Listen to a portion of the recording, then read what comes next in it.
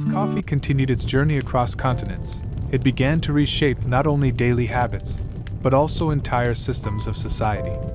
What started as a local discovery in the highlands of East Africa and the Arabian Peninsula gradually became one of the most influential agricultural and economic forces in the world.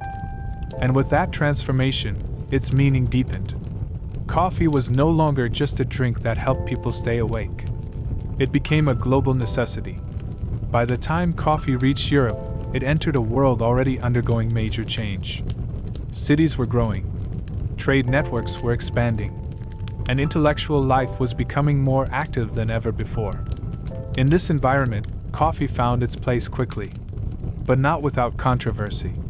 When coffee first appeared in European cities, some people viewed it with suspicion. It was unfamiliar, dark, bitter, and associated with distant lands. Some even questioned whether it should be consumed at all. But curiosity is stronger than fear, and slowly, coffee began to win acceptance. Once people experienced its effects, resistance faded. Because coffee did something remarkable for its time. It changed the pace of thinking. In an age before artificial lighting was common, most human activity followed the sun. Days were short. Work stopped at sunset. But coffee created a new rhythm. People could remain awake longer, think longer, discuss longer, create longer. And this shift had consequences far beyond individual habits. It influenced productivity. It influenced trade. It influenced intellectual culture. One of the most important developments linked to coffee was the rise of coffeehouses in major cities. These were not simply places to drink. They were spaces of exchange. Ideas moved through them like currents. Merchants gathered to discuss trade routes. Writers shared new work. Philosophers debated concepts of society, reason, and progress. News circulated faster than ever before. In many ways, coffee houses became early engines of modern communication. They helped shape public discourse. They encouraged conversation between different social groups. And they created environments where ideas could evolve collectively. It is difficult to measure how much of modern intellectual culture was influenced by these spaces. But their impact is undeniable. Coffee helped create time for thinking, and thinking helped create change. At the same time, coffee production itself was expanding across the world. Colonial powers began cultivating coffee in new regions. Plantations were established in tropical climates across Asia, Africa, and the Americas. This expansion made coffee more widely available. But it also introduced complex and often difficult historical realities tied to labor and global trade systems. As coffee became more profitable, its production scaled rapidly. It moved from small farms and wild harvesting to large agricultural systems designed to supply growing demand. Despite these changes, coffee remained deeply embedded in daily life.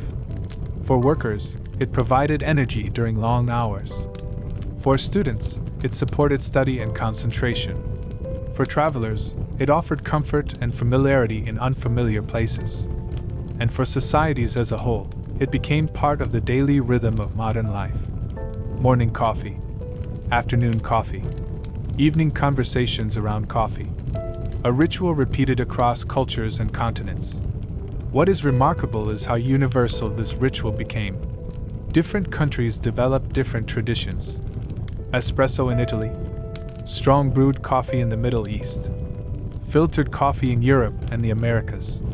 Yet all of them share the same foundation: a simple extraction of roasted beans and water. From a biological perspective, coffee's power comes from caffeine, a natural compound that interacts with the human nervous system. It increases alertness, reduces fatigue, enhances focus. For early societies, this effect was not understood scientifically, but it was immediately experienced and quickly valued. Because in many historical contexts, wakefulness was a resource. More hours meant more productivity. More productivity meant more survival. More survival meant stability. This is one of the reasons coffee integrated so deeply into human systems. It aligned perfectly with human needs. But beyond biology and economics, coffee also shaped culture in another way. It created ritual. The act of preparing coffee, the smell of brewing, the pause before the first sip. These moments became part of daily life. Small pauses in otherwise busy days. Moments of reflection. Moments of connection. Moments of presence. And over time, these rituals became deeply personal.